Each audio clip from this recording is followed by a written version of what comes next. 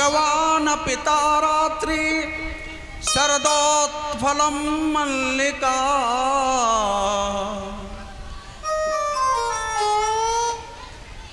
वीक्षरन्तुम मनश्चक्रे योग माया मुपश्रिता।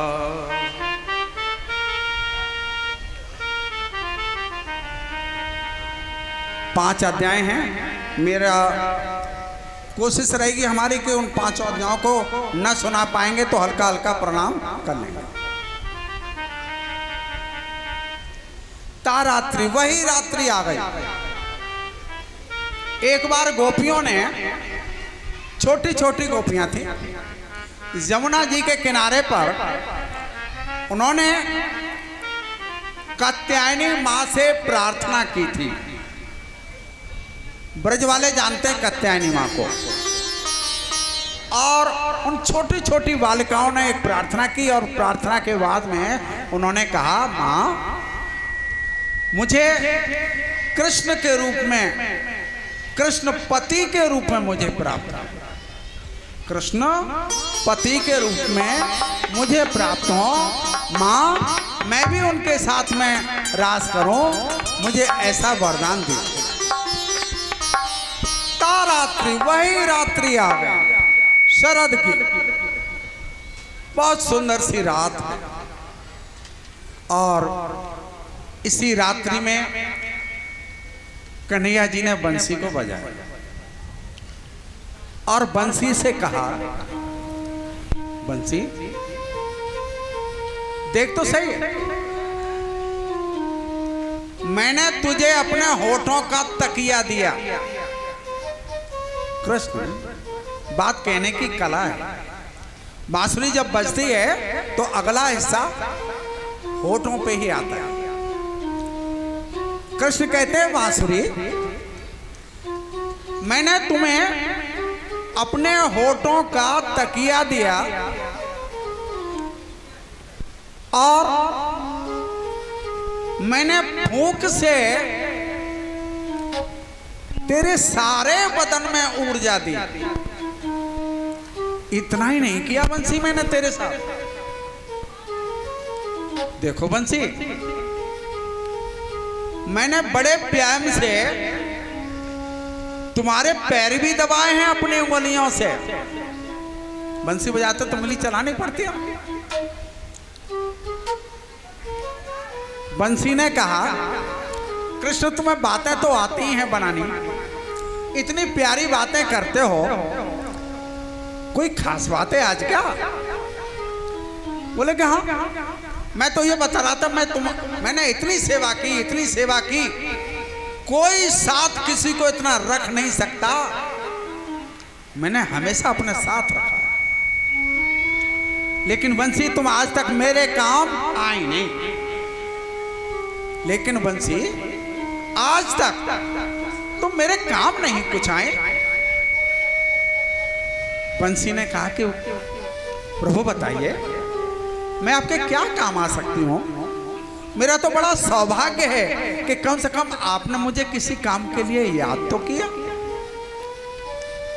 कृष्ण ने कहा कि एक ही काम है, आज ऐसी बंसी बजाओ, बंसी ऐसी ध्वनि निकालो, ऐसी ध्वनि निकालो जो पूरे ब्रजमंडल में जितनी गोपियां हैं ना, इनकी नींद हराम हो जाए। और जैसे ही बंसी सुने, ये भागती हुई, दौड़ती हुई, गिरती हुई, पछाड़ खाती हुई, चीखती हुई, मटकती हुई, अटकती हुई, भागी भागी चली।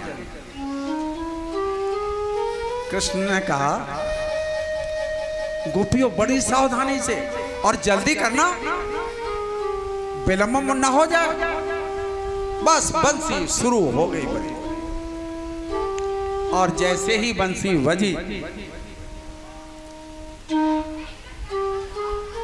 प्यारे,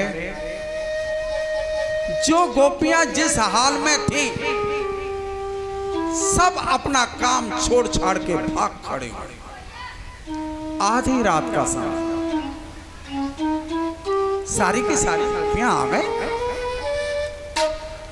कृष्ण ने पूछा, अरे गोपियों आ गई तुम? जैसे बुलाया ही ना हो, जैसे बुलाया। गोपियां आ गई।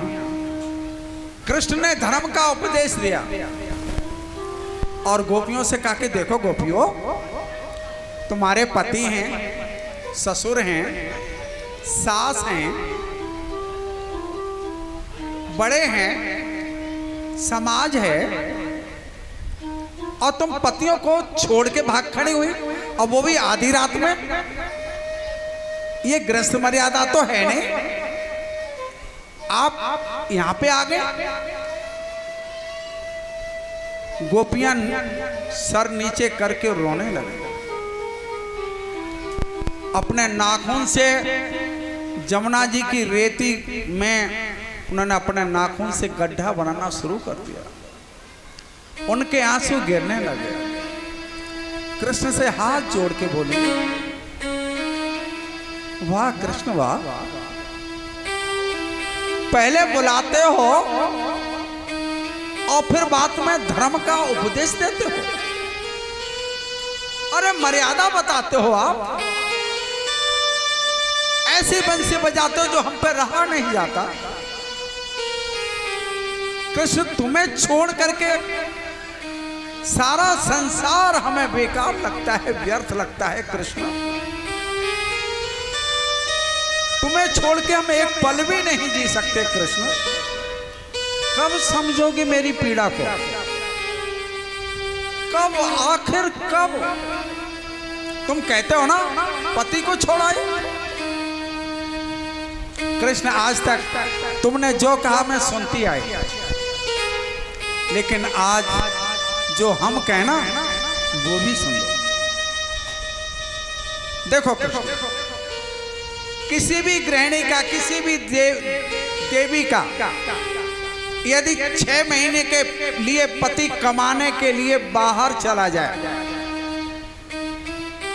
जरा सा भी इधर उधर मत भटकना, वरना बात समझ में नहीं आएगी।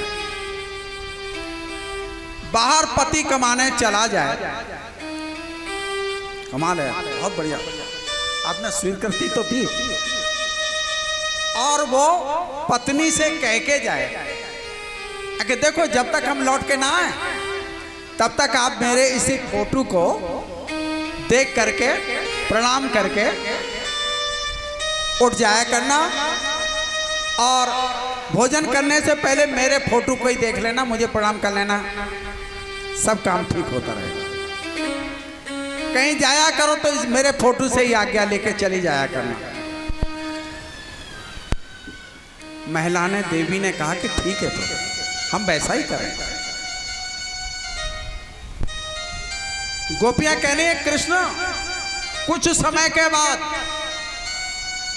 उस देवी का पति 6 महीने के बाद घर वापस आ गया। अब आप बताइए, क्या वो देवी उसी पति के फोटो की पूजा करती रही, या जो ओरिजिनल पति आया है उसको पानी दे, उसके खाना की व्यवस्था करे, उसके ऊपर पंखा हिलाए, उसके पैर छुए, सेवा भाव उसके साथ में जोड़ना चाहिए। कृष्ण ने कहा कि गोपी, इसमें तो कोई बड़ी बात नहीं, सभी जानते हैं। अरे जब ओरिजिनल पति आ जाए फिर फोटो सेट कॉपी की क्या जरूरत है? ताली बजाओ भाई।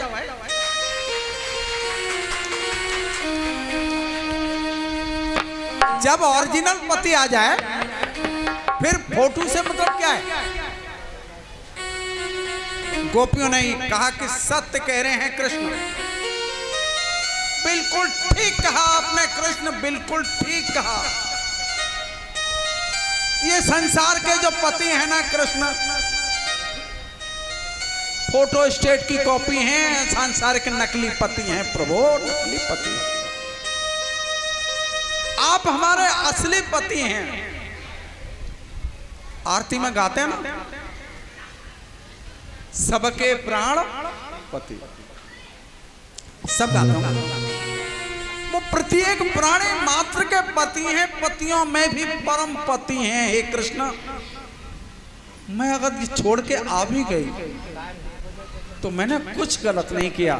मैं संसार के अरे जाने कितनी बार वो हमारे पति बनते हैं, हम कभी उनके पति बनते हैं, वो हमारे बाप बनते हैं, कभी हम उनके बेटे बनते हैं, कभी हम उनके बेटे बनते हैं, तो कभी वो हमारे बाप बनते हैं। ये संसार का चक्र है प्रभु। लेकिन आप तो परम पति हैं ना। कृष्ण की समझ में आ गया। बहुत सुंदर सा रास का प्रबंध किया गया।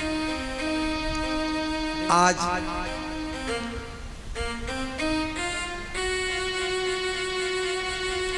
गोपियां नृत्य कर रही हैं।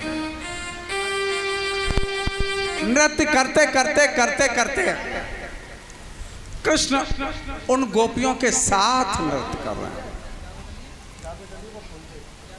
कई गोपियों के साथ में एक कृष्ण टोली बना करके नृत्य कर रहे हैं। यमुना जी में अंदर जाके एक दूसरे पे जल फेंक रहे हैं, छिड़क रहे हैं, आनंदित हो रहे हैं।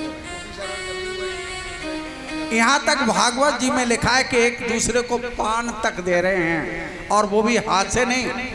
भाई ऐसा मत सोचना कि व्यास जी ने इस नई पीढ़ी को बिगाड़ दिया ये बात कह के। ये तो प्रेम की बात है। उधो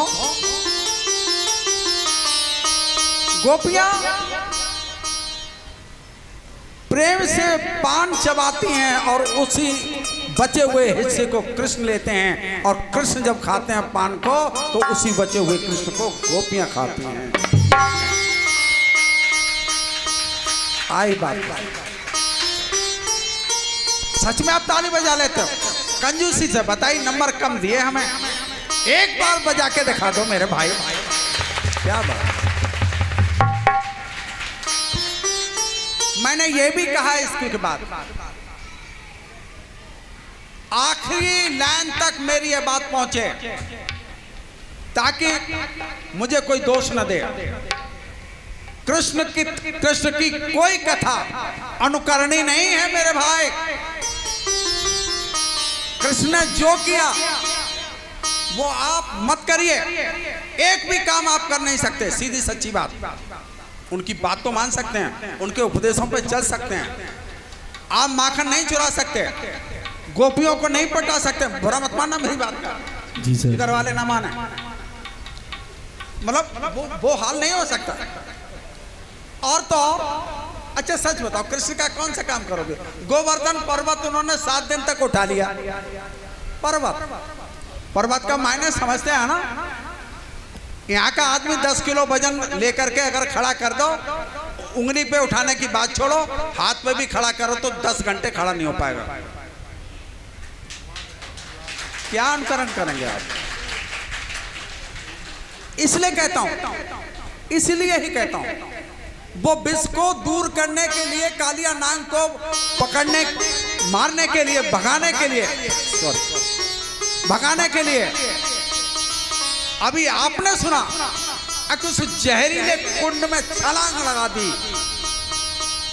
आप आर्मी में तो भर्ती हो सकते हैं, पदक ला सकते हैं, क्रिकेट खेल सकते हैं, मगर कोई लगभग मुझे नहीं दिखाई देता कि मैं कहूँ इस उबलते हुए जल में कोई कूद जाए जा करके और बेवजह किसी को बचाने के लिए कूद जाए।